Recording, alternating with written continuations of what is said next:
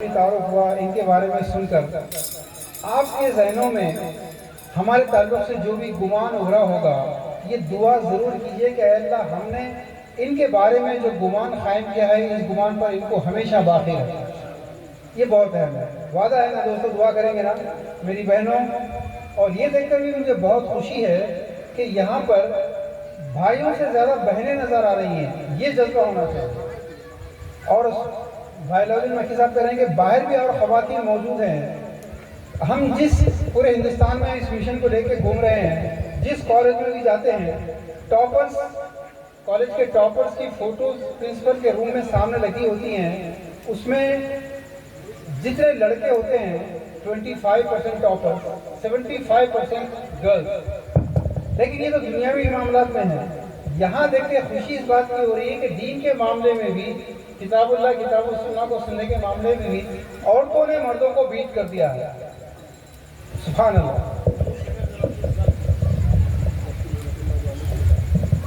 جس کی بھی محنت ہے میں مبارکباد بہنوں کو مبارکباد دیتا ہوں کہ آپ کی گود آنے والی نسل کا مدرسہ ہے.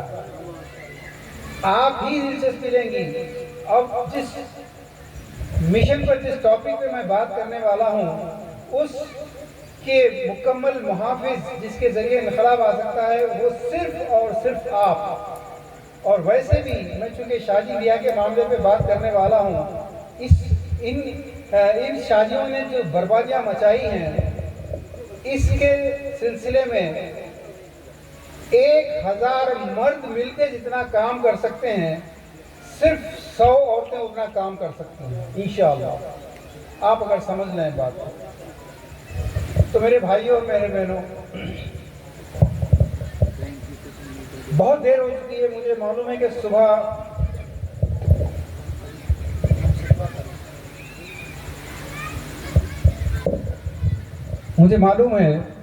صبح سے 8:30 بجے سے پروگرام شروع ہوا. آپ لوگ تھک گئے ہوں گے، بہت بری طرح تھک گئے ہوں گے منتظمین. لیکن جس موضوع پہ میں بات کرنے والا ہوں دوستو، اگر کوئی باضمیر آدمی ہے، کوئی باضمیر خاتون ہے، درد رکھنے والے قوم کا رکھنے والے مرد حضرات یا عورتیں ہیں، تو یقین مانیے راتوں کی نیند حرام ہو جائے گی. اس وقت امت کی بیٹیاں، امت کی مائیں، امت میں باپ جتنے بھائی سارے کے سارے اس مسئلے سے جھلس رہے ہیں. وہ مسئلہ کوئی فاشسٹوں نے، فرقہ پرستوں نے نہیں پھیلایا. وہ جو ہماری بستیوں کو جلا رہے ہیں، ہماری مسجدوں کو بلڈوز کر رہے ہیں، ہمارے لاؤڈ اسپیکروں کو اتار رہے ہیں مسجدوں سے، ہماری لڑکیوں کے حجاب کھینچ رہے ہیں، وہ جتنے اس قوم کو ڈیمیج کر رہے ہیں، بلکہ ہماری تہذیب، ہمارے دین، ہماری تاریخ، ہماری نسلیں، ہماری شناخت کی قبریں کھود چکے ہیں، ڈھکیلتے جا رہے ہیں. ہم کو خبر نہیں ہے. لیکن پھر بھی میری بات کا یقین کیجئے، اتنا نقصان وہ لوگ نہیں پہنچا رہے جتنا نقصان ہم لوگ خود ان شادیوں کے نام پہ کر رہے ہیں. میں ایک بات اور عرض کروں گا. یہاں بھائی عبدالقدوس عمری صاحب ہیں، میں ان کا بھی بہت شکر گزار ہوں. بھائی شیخ عرفان سلفی صاحب ہیں، بھائی حافظ عبدالسمیع صاحب ہیں، بھائی شیخ راشد صاحب ہیں،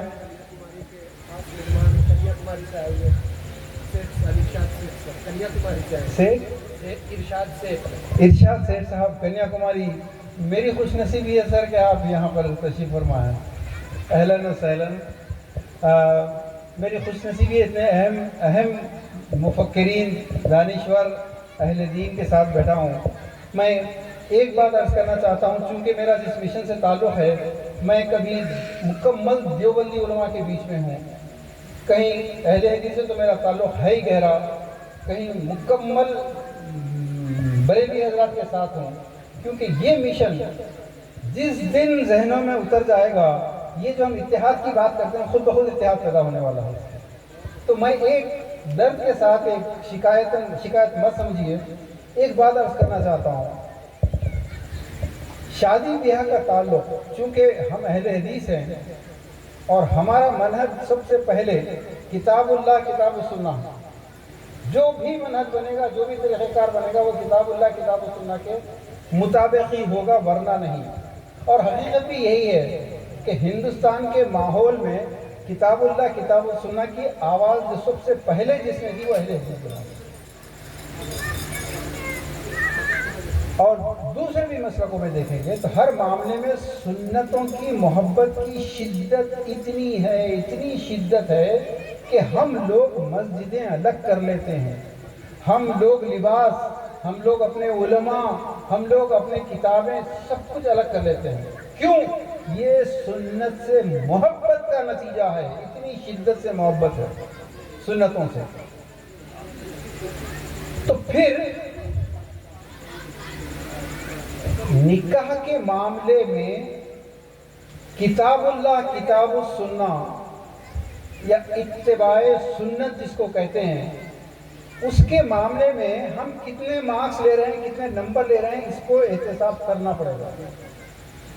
جہاں میں نے سارے مسلکوں کا ذکر کیا کہ ہم سنتوں سے محبت کے نتیجے میں اپنی مسجدیں الگ کر رہے ہیں، تفرقہ بازی ہو رہی ہے، کون حق پہ ہے کون حق پہ نہیں ہے اس کی بات بعد میں، لیکن ہم اس کو تسلیم کرنا پڑے گا کہ ہم ایک الگ فرقہ بن چکے ہیں، وہ الگ فرقہ بن چکے ہیں، وہ الگ فرقہ بن چکے ہیں۔ یحکم بینکم یوم القیامہ، وہ تو وہاں فیصلہ ہوگا۔ اس دنیا میں ہمارے اس تفرقے کے نتیجے میں کیا کیا نقصان ہو رہا ہے؟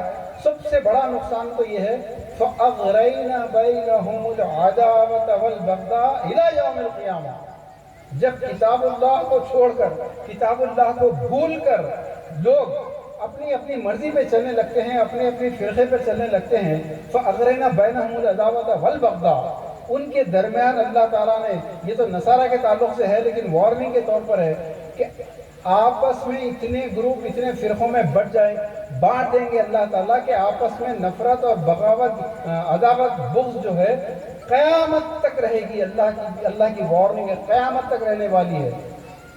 تو ہم جو سنتوں کے مطابق، سنتوں کی بنیاد پہ جو فرقے بنا چکے ہیں، ایک مسئلہ ایسا ہے جس پہ سارے لوگ متحد ہیں، متفق ہیں۔ آپ کہتے ہیں امت میں اتحاد نہیں ہے، کون کہتا ہے امت میں اتحاد نہیں ہے؟ ہر معاملے میں اختلاف ضرور ہو سکتا ہے، لیکن شادی بیاہ کے معاملے میں ان تمام مسلکوں میں ایک اتحاد ہے کہ نکاح کی سنت کو قائم ہونے نہیں دیں گے۔ میرے دوستو، ہم لوگ سیدھے سادے عوام ہیں، ہم علماء کی رسپیکٹ کرنے والے، علماء کی انگلی پکڑ کے چلنے والے۔ تاریخ میں جب سے اسلام لائے 1200 سال پہلے، اس تاریخ سے لے کے آج تک ہم لوگوں نے علماء کے ساتھ نہیں چھوڑا، ہم مشائخین کے پیچھے چلتے رہے، ہم علماء کے پیچھے چلتے رہے۔ مسلک الگ ہوں گے لیکن ہم علماء کے پیچھے چلتے رہے۔ اب ایک سوال اٹھے گا کہ پھر آج ہماری جو معاشی حالت ہے، آج ہماری جو اکنامک پوزیشن ہے، پوری قوم ڈرائیوروں کی قوم، پوری قوم میوے بیچنے والے، ترکاری بیچنے والے، خرچدار، شراب پینے والے، آگے بیوں کو مارنے والوں کی قوم بن گئے ہیں ہم لوگ۔ پوری قوم یہی ہے۔ اخلاقی طور پر آپ خود پلمبر کی ضرورت ہے، الیکٹریشین کی ضرورت ہے، غیر مسلم سے کام لینا پسند کریں گے، اپنے آدمی سے نہیں لیں گے، کیونکہ وہ زبان کے معاملے میں۔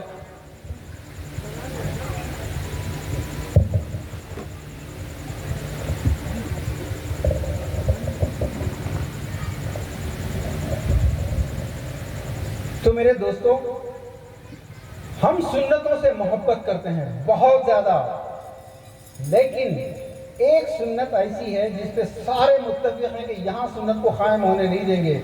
اس لیے میں پورا مشاہدہ تجربہ بتا رہا ہوں کئی سالوں کا۔ 5% اہل حدیث ایسے ہیں جن کی شادیاں، جن کے نکاح ماشاءاللہ مکمل سنت پہ ہوتے ہیں، ایک کوڑی ایک پیسہ لینے کے وہ لوگ وہ نہیں ہیں، روادار نہیں ہے۔ 95% اہل حدیث کی شادی جہیز کے بغیر نہیں ہوتی۔ 5% دیوبندی ایسے ہوں گے جو واقعی سنت کے مطابق کرتے ہیں نکاح۔ 95% دیوبندیوں کی شادی لڑکی کے باپ سے کھانا لیے بغیر، بارات کا کھانا لیے بغیر نہیں ہو سکتی۔ ہمارے بریلوی بھائی عشق رسول کا دعویٰ، اللہ کے جانی فیدہ لکا، جانی فیدہ لکا، مالی فیدہ، بس مدینے میں آؤں اور مدینے کی گلیوں میں کھو جاؤں اور مدینے میں مر جاؤں، مدینے کی خاص اور اس کے ذروں میں مل جاؤں، لیکن نبی کے طریقے کے میں شادی یہ نہیں کروں گا میں۔ نبی کی بیٹیوں کی شادی کیسی ہوئی مجھے مت سنائیے، اگر انہوں نے سادگی سے کی تھی ان کی استطاعت نہیں ہوگی، میری استطاعت ہے۔ گستاخ رسول گستاخ صحابہ کے اوپر فتوے جاری ہوتے ہیں، سڑکوں کے اوپر جلوس نکلتے ہیں، لیکن میرے دوستو یہ گستاخی دیکھیے کہ جب آپ کے بیٹی کی شادی آتی ہے تو اللہ کے نبی کی بیٹیوں کی شادی کیسے ہوئی وہ دیکھنا نہیں چاہتے، مہارانی جودا بائی کی مثال دیکھنا چاہتے ہیں، وہاں رام کرشن جی سیتا جی کی شادی کی مثال، فاطمہ کی مثال، زینب کی مثال، رقیہ کی مثال نہیں چاہیے۔ دیکھیے اتحاد ہے، اتحاد نہیں ہے، یہ سارے متحد ہیں کہ اللہ کے نبی کے نکاح کی سنت کو قائم ہونے دیں گے۔ طلاق کی یس، مرد 1 منٹ میں طلاق دے کے نکل سکتا ہے، عورت کو بے گھر کر سکتا ہے، اگر 2-3 بچے ہوں تو جہنم میں جائیں، رشتہ ختم، حرام۔ نکاح کی سنت کیوں نہیں قائم ہوتی ہے صاحب؟ میرے دوستو اب میں شکایتیں کرنا نہیں چاہ رہا ہوں،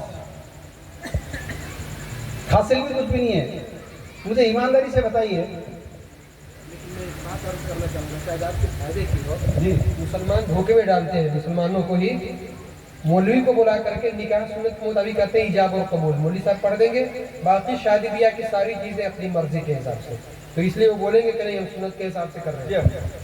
سنت بولے تو صرف مولوی صاحب کو بلا کے میں نے قبول کیا بولنا، اس کو سمجھ رہے لوگ سنت۔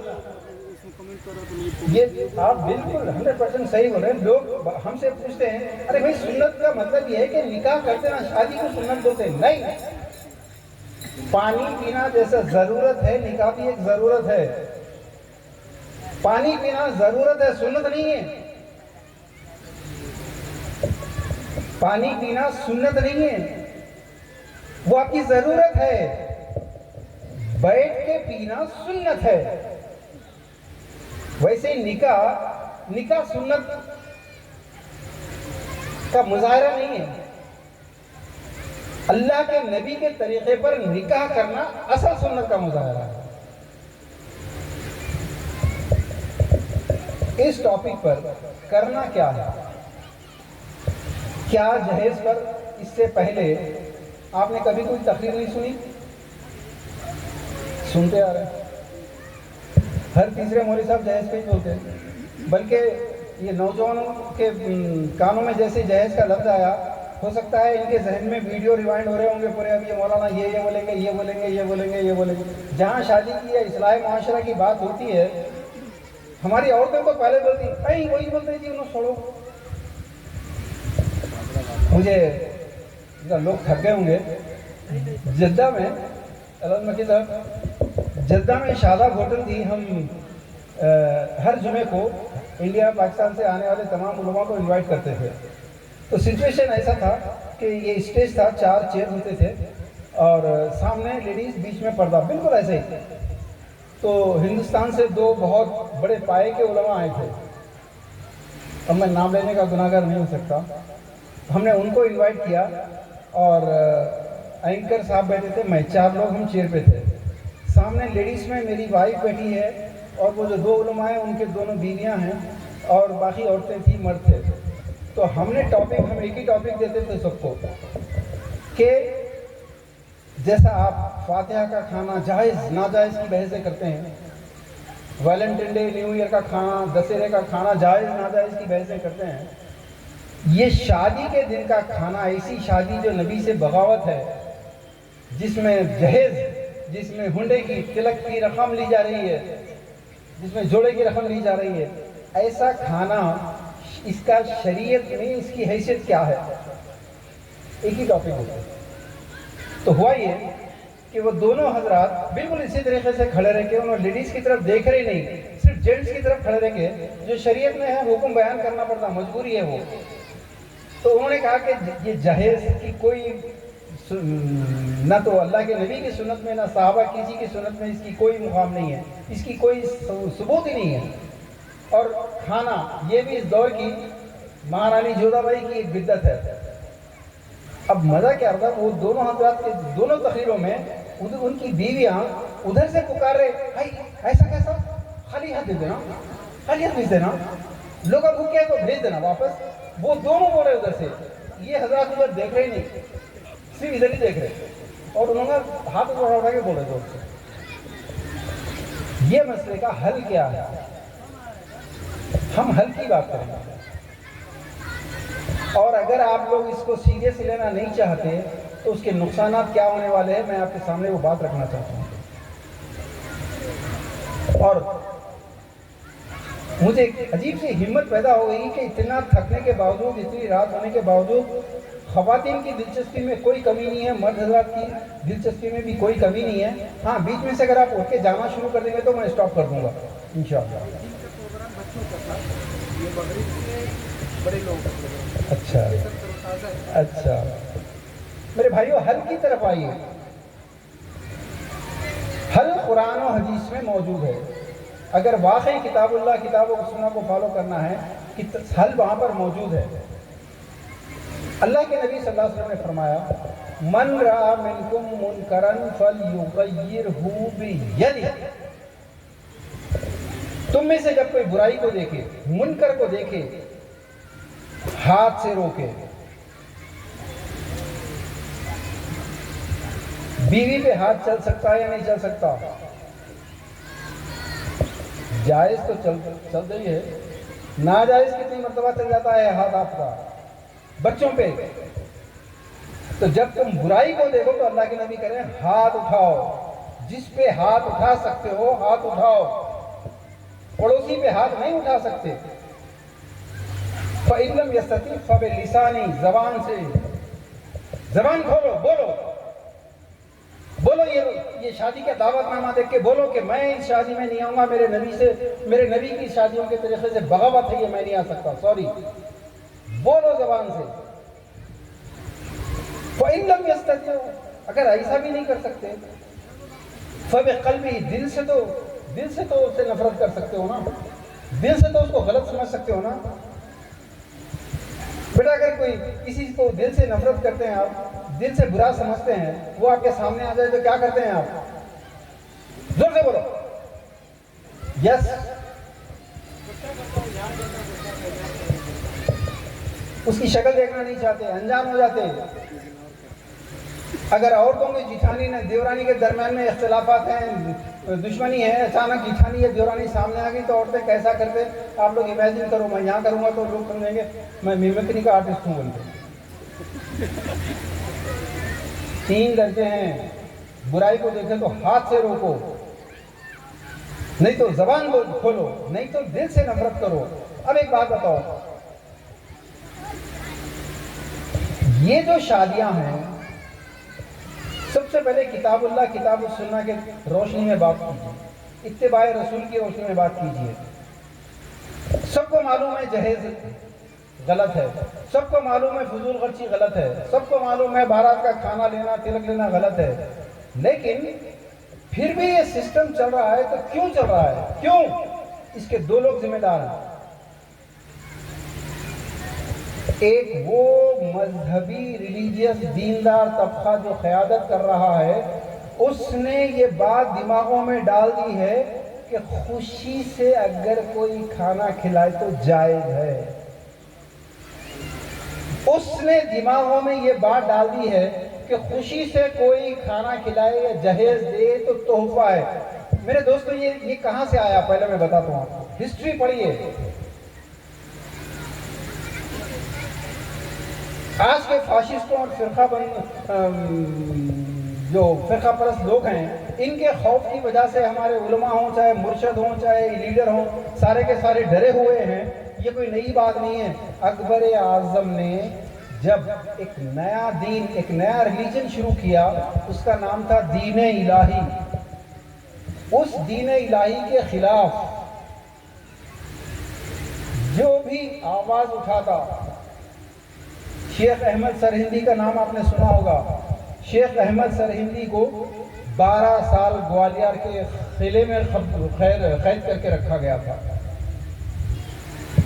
تو اس وقت اس دین کو، اس نئے مذہب کے خلاف بولنے والے کا انجام دیکھ کر دربار کے جو علماء تھے، ہر دور میں علماء سلطانی ہوتے ہیں، ابن تیمیہ علیہ الرحمہ ان کو علماء سلطانی کہتے تھے، جیسے آج سعودی عرب کے دربار میں ہیں، جیسے آج دبئی اور کویت کے درباروں میں ہیں۔ میں اس تفصیل میں جانا نہیں چاہتا، ہر دور میں ہوتے۔ تو اس وقت کے جو بھی علماء، ایک طرف علماء بیٹھے تھے، ایک طرف مشائخین بیٹھے تھے، ایک طرف پنڈتان سارے بیٹھے تھے، بادشاہ سلامت کا نیا دین چل رہا تھا۔ ایسے وقت میں مہارانی جودھا بائی راجپوتانے سے شادی کر کے جب اکبر اعظم کے دربار میں آئی تو اس نے اپنے ساتھ آتے ہوئے یہ جہیز لے کر آئی،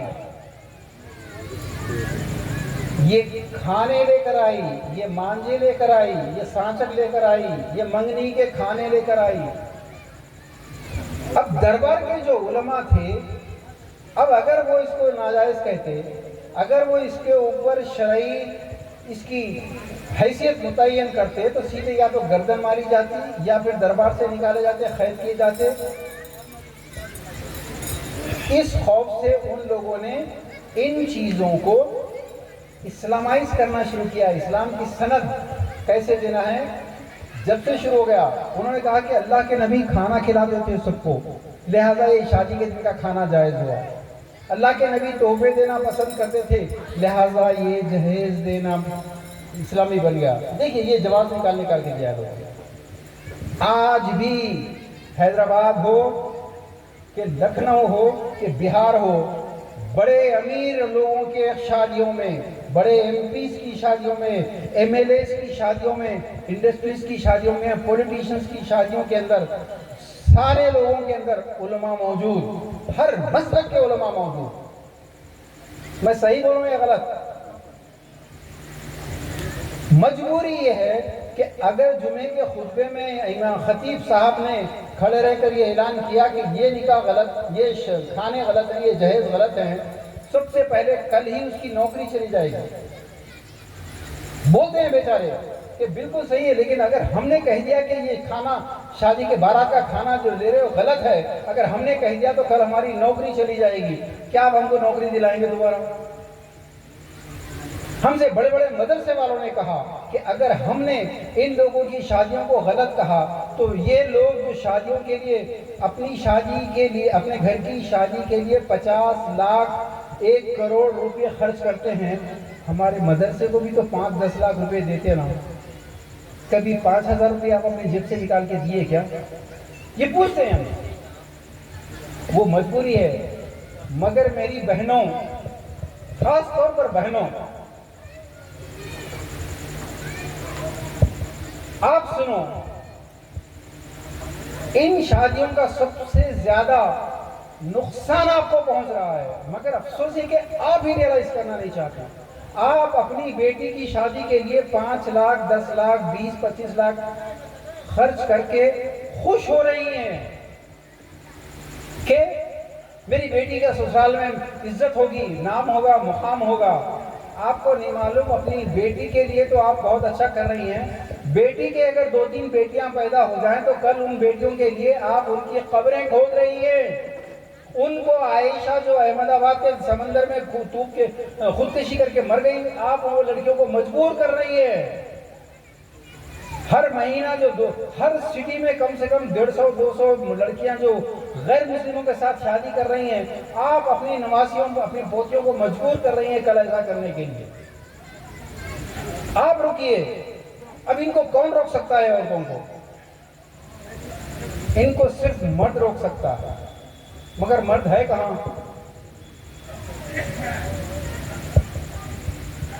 دوستو تھوڑا سا ذرا مزاح بھی ہو جائے، میں آپ لوگوں کے اگر تھوڑی نیند آ رہی ہے تو نیند بھگاتا ہوں۔ مرد کس کو کہتے ہیں پتا ہے آپ کو؟ آپ کے ذہن میں ایک ہی بات آ رہی، کیا آ رہی معلوم مجھے؟ اچھا جو بھی ڈیفینیشن ہے، یہاں مرد کون ہے ذرا پلیز ایک بار ہاتھ اٹھائیے بس، کوئی نہیں، 1 2 3 4 100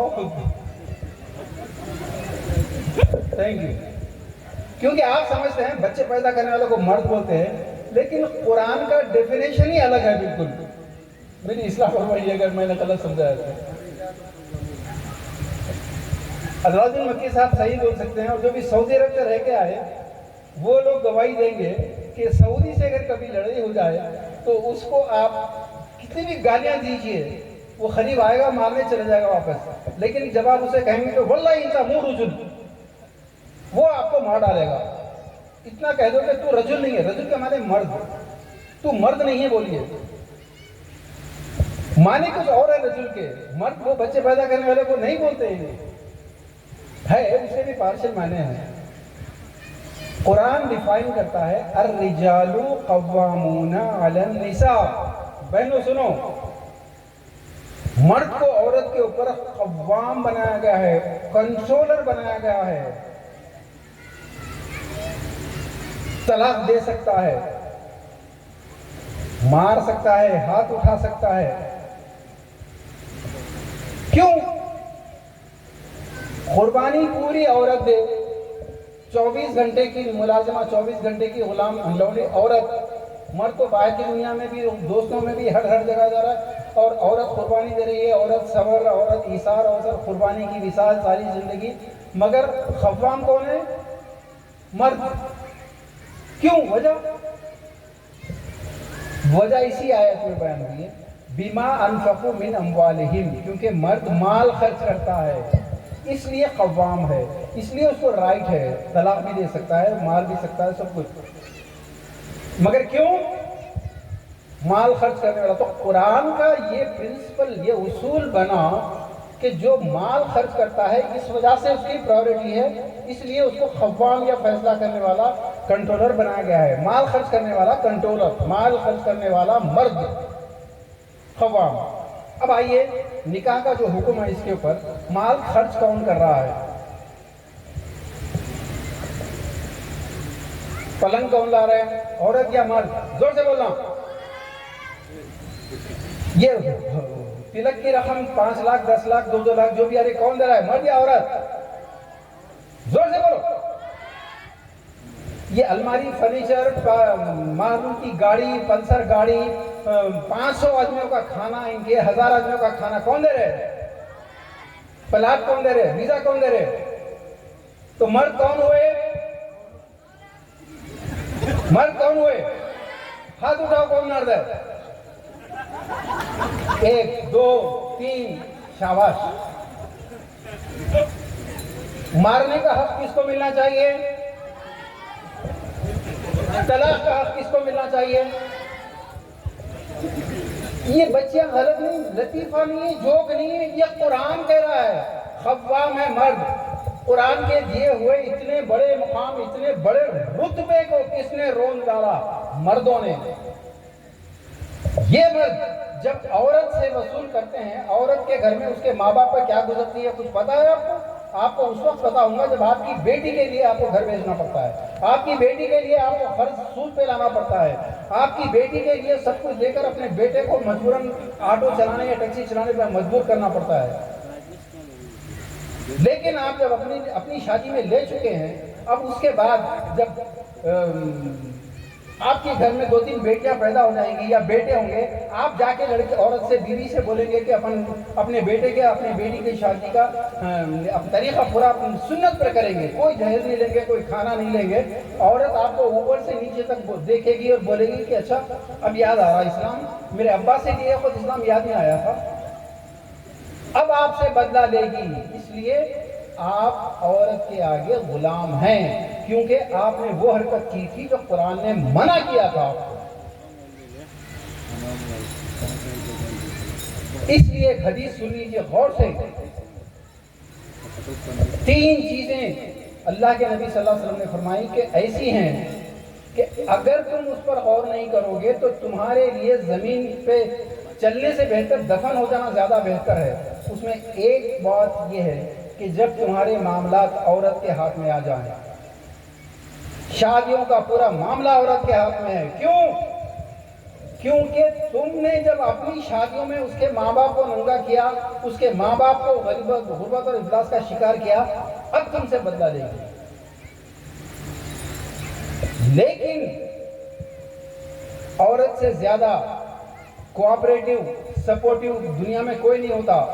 اگر آپ اپنا نکاح مکمل سنت پر کر کے ایک پیسہ تلک، ایک پیسے کا جہیز نہیں دیتے، آپ کی 2 3 4 بیٹیاں بھی ہو جائیں تو وہی عورت ان بیٹیوں کی شادی بغیر کسی جہیز کے کرنے کے لیے خود فائٹ کرے گی. اور اگر آپ نے لے لیا ہے تو آپ کو 4 گنا زیادہ، اگر آپ نے 10 لاکھ اس کے ماں باپ سے خرچ کروائے ہیں تو وہ تم پر ایک ایک بیٹی کے لیے 20 لاکھ خرچ کروا کے رہے گی. پھر آپ کے بیٹے ساری زندگی یا تو دبئی کویت وغیرہ جا کے اسٹور کیپر ڈرائیور بنتے رہیں گے، یا پھر یہاں پر اب آپ کے بیٹے IAS نہیں بنیں گے، IPS نہیں بنیں گے، سرکاری دفتر میں نہیں جا سکیں گے. کیونکہ ایسی خلاص قوم جس کو آپ کے ملک کا وزیر اعظم پنچر والے کہتا ہے اور صحیح کہتا ہے، اکنامکلی جب آپ نہیں ہیں، یونائٹڈ نہیں ہیں، اجتماعیت نہیں ہے آپ میں، تو پھر کیا ہوگا؟ میں آج آپ کو صرف 2 4 اور، اگر آپ اس شادی کے سسٹم کو روک نہیں سکتے تو آپ کا آئندہ 10 to 15 ایئرز کیا ہونے والا ہے انجام یہ بتانا چاہوں گا. کیا آپ اس سسٹم کو ختم کرنا چاہتے ہیں؟ اگر آپ اس سسٹم کو ختم کرنا چاہتے ہیں تو پھر اتباع رسول کے سامنے کتاب اللہ کتاب اور سنت کو سامنے رکھتے ہوئے یہ فیصلہ خود کیجئے. یہ فیصلہ علماء سے، بڑوں سے، مفتیوں سے بعد میں پوچھیں گے. اللہ کے نبی صلی اللہ علیہ وسلم نے فرمایا التقوی ہا ہنا، تقوی یہاں ہے. فرمایا استفتی بقلبک، اپنے ضمیر سے، اپنے دل سے پوچھو، ذرا اپنے ضمیر سے پوچھو کہ یہ شادیوں میں جو کچھ جہیز یا کھانے دیے جا رہے ہیں، ایسی